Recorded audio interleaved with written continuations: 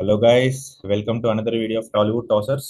So IPL అయిపోయింది కాబట్టి మేము కొత్త సిరీస్ స్టార్ట్ చేసాం. ఏంటంటే ప్రతి ఐపీఎల్ టీమ్స్ ని వాళ్ళ పర్ఫార్మెన్స్ ఏంటో రివ్యూ చేస్తున్నాము. ఇంతకుముందు వీడియోలో మేము రాజస్థాన్ రాయల్స్ పర్ఫార్మెన్స్ రివ్యూ చేస్తున్నాము. ఇప్పుడు ఈ వీడియోలో we'll review about Kolkata Knight Riders KKR, the defending champions. Yes. So వాళ్ళ టీం పర్ఫార్మెన్స్ చూసుకుంటే వాళ్ళు ఈసారి టేబుల్లో నంబర్ 8 లో ఫినిష్ అయ్యారు. అండ్ వాళ్ళు జస్ట్ 5 మ్యాచెస్ గెలిచి 7 మ్యాచెస్ ఓడిపోయారు.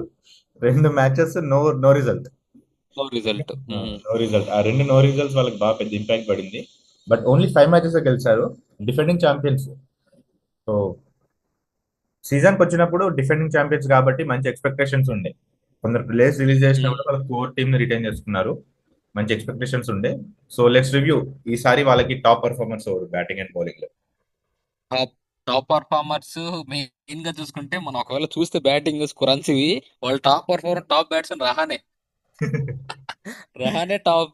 వాళ్ళ టాప్ బ్యాట్స్మెన్ రహానే ఆడాడు కానీ రహానే చిన్న స్టార్ట్ చిన్న కొంచెం బూస్ట్ ఇచ్చి వెళ్ళిపోయే బ్యాట్స్మెన్ కానీ అంత టాప్ పర్ఫార్మర్ ఏం కాదు రహానే.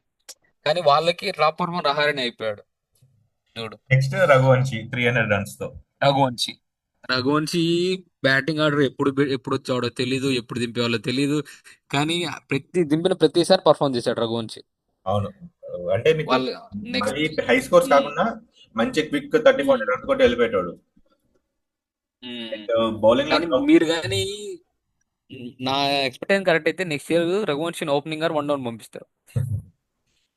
నాకు తెలిసి one guarantee. Yeah one down మంచి పొజిషన్ రఘువంశీకి. అండ్ బౌలింగ్ లో టాప్ పర్ఫార్మర్స్ వచ్చి చూసుకుంటే as usual Varun Chakravarthy, the spin Chakravarthy, spinning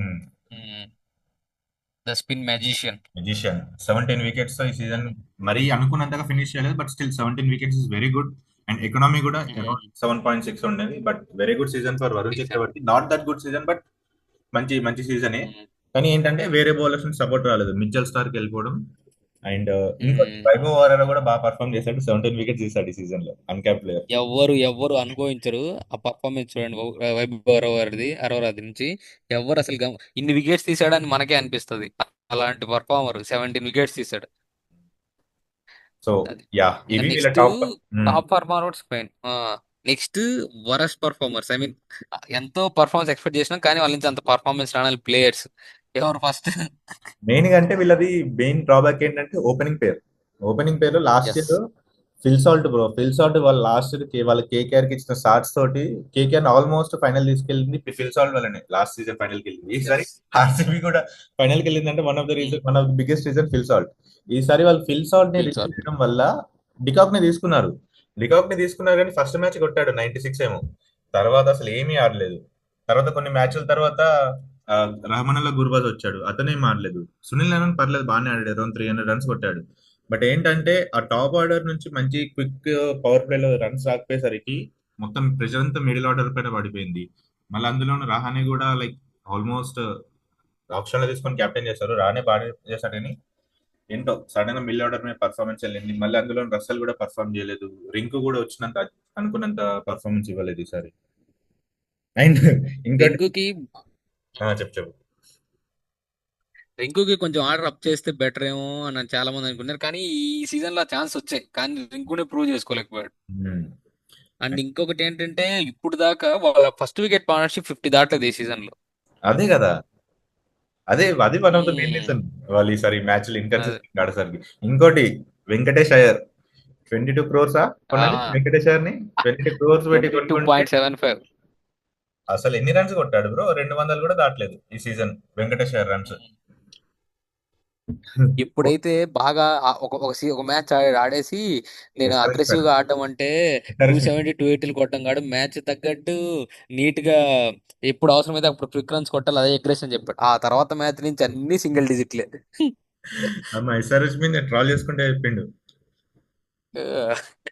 అదేగా. అట్లా అయిపోయింది. అండ్ ఇంకోటి రసల్ కూడా బ్రో. రసల్ యాక్చువల్లీ ఒక మ్యాచ్ ఆడాడు. ఏమో. మెయిన్ ఏంటంటే వాళ్ళు, నేను ఒకటి చెప్తా చూడు బ్రో, వాళ్ళు మెయిన్ వాళ్ళ స్పిన్ ని బాగా వాడుకోవాలి. ఇప్పుడైతే రహానే ఒక మ్యాచ్ బయటికి వెళ్ళాడు, నరేన్ ఒక మ్యాచ్ కెప్టెన్సీ చేశాడు. అవును. ఉమ్. ఆ మ్యాచ్ ఆల్మోస్ట్ అటు వెళ్ళిపోయిందని నరేను డెత్ ఓవర్ లో స్పిన్ వేయించి మంచి బౌలింగ్ చేంజెస్ చేసి నరేను అవును. మ్యాచ్ గెలిపించాడు. నాకేమనిపించింది అంటే ఆ మ్యాచ్ చూసిన తర్వాత మేబీ రహానే కెప్టెన్సీలో కూడా లోపం ఉందేమో అనిపించింది బ్రో. అది కూడా అంటే ఏంటి అది? T20 కెప్టెన్సీ డిఫరెంట్ ఉంటది కదా. అవును. కొంచెం టాక్టిక్స్ వాడాలి. అసలు వాడలేదు. అసలు వాడుకోలేదు అసలు రహానే పర్ఫెక్ట్ గా. అసలు స్లో బౌన్సర్స్ చాలా బాగా వేస్తాడు. ఆ క్రూషియల్ ఓవర్స్ వికెట్స్ కూడా తీస్తాడు. కానీ రసల్ అంత ఎఫెక్టివ్ గా వాడుకోలేదు అదొకటి. బట్ హర్షిత్ రాణా ఇంకొకరు మెయిన్. అంటే లాస్ట్ సీజన్ లో స్టార్క్ ఇచ్చే బౌలింగ్ ని కొంచెం బాగా ఇస్తే రషిద్ రాణా వికెట్స్ వచ్చాయి. ఇప్పుడు ఎవరు హర్షిత్ రాణా మెయిన్ బౌలర్ అయిపోయాడు. ఒక్క ఫారెన్ పేస్ స్పెన్సర్ జాన్సన్ అంత పర్ఫామ్ చేయట్లే. అది ఏం లేదు అసలు. వాళ్ళకి అదే ఒక మంచి ఏం వీళ్ళు వైభవ్ వరల్డ్ కాకుండా హర్షిత్ రాణా కాకుండా ఇంకొక మంచి ఫారిన్ ఫాస్ట్ బౌలర్ లేకుండే అండిక్ నాకే వచ్చింది కానీ అసలు ఏమీ లేదు. సో మిచెల్ సార్ పోవడం వల్ల మిచెల్ సార్ కూడా లాస్ట్ సీజన్ ఫైనల్ గెలిపించింది మిచెల్ సార్ కి ఫైనల్ అండ్ క్వాలిఫైర్ వాళ్ళు. సో మిచెల్ సార్ గెలిపేసి కూడా కొంచెం బౌలింగ్ వీక్ అయింది. And yeah, so next season కి కేకేఆర్ కి ఇంప్రూవ్ అవ్వాలంటే వాట్ డూ థింక్? వాళ్ళు మెయిన్ గా మనము చూస్తే వాళ్ళందరూ కొంచెం కెప్టెన్సీలో కొంచెం మార్పు నాకు అనిపిస్తుంది, కానీ అనిపిస్తుంది అది మేబీ రాంగ్ అవ్వచ్చు. కానీ ఆ సునీల్ క్యాప్టెన్స్ చూసిన తర్వాత కొంచెం అనిపించా. ఇంకొకరు వాళ్ళకి ఓపెనింగ్ మంచి పవర్ఫుల్ బ్యాట్స్మెన్ ఒకరు, ఓపెనింగ్ అదే ఓపెనింగ్ స్పెల్ వేసే ఫారిన్ బౌలర్, పేస్ బౌలర్. ఈ రెండు వాళ్ళు కానీ చేంజ్ చేస్తే మిగతా అంతా వాళ్ళకి సెట్. బేసికల్లీ సమ్మరైజ్ చేస్తే బ్యాటింగ్ లో ఓపెనింగ్ పార్ట్నర్షిప్ మంచిగా ఉండాలి, బౌలింగ్ లో పవర్ ప్లే లో ఓపెనింగ్ చేస్తారు కొంచెం మంచిగా చేస్తారు. కరెక్ట్ అంతే. మిడిల్ ఓవర్స్ లో ఉమ్. నరేన్ చక్రవర్తి యూజ్ చేసుకుంటారు, వరుణ్ చక్రవర్తి గతం. చాలు. అంతే ఇంకేం లేదు వాళ్ళకి. ఆల్మోస్ట్ అందరు మంచి పర్ఫార్మర్సే కానీ టైం కలిసి రాలా కొంచెం. ఇవి రెండు మెయిన్ వాళ్ళకి, అంతే ఇంకేం లేదు. వాళ్ళకి ఇంకో మెయిన్ 2 మ్యాచ్లు నో రిజల్ట్. నో రిజల్ట్ అది. అది ఇంకా కూడా లక్ కొంచెం ఉండాలి కదా ప్రతి సీజన్. లక్ ఉండాలి. ఆ లక్ ఈసారి మాకు కలిసి వచ్చింది అటు ఇటు. ఉమ్. సో మీకేమనిపిస్తుంది గైస్, కేకేఆర్ ఎలా పర్ఫామ్ చేసింది, దేనివల్ల ఎందుకు ఈసారి క్వాలిఫై కాలేకపోయింది, డిఫెండింగ్ ఛాంపియన్స్ అయింది, మీరేమనుకుంటున్నారు కామెంట్ చేయండి. మేము మళ్ళీ వేరే అన్ని టీమ్స్ కూడా పర్ఫార్మెన్స్ రివ్యూతో వస్తాము. Please watch out for our videos and like, stay share and tuned. Okay then, until then, see you, bye by.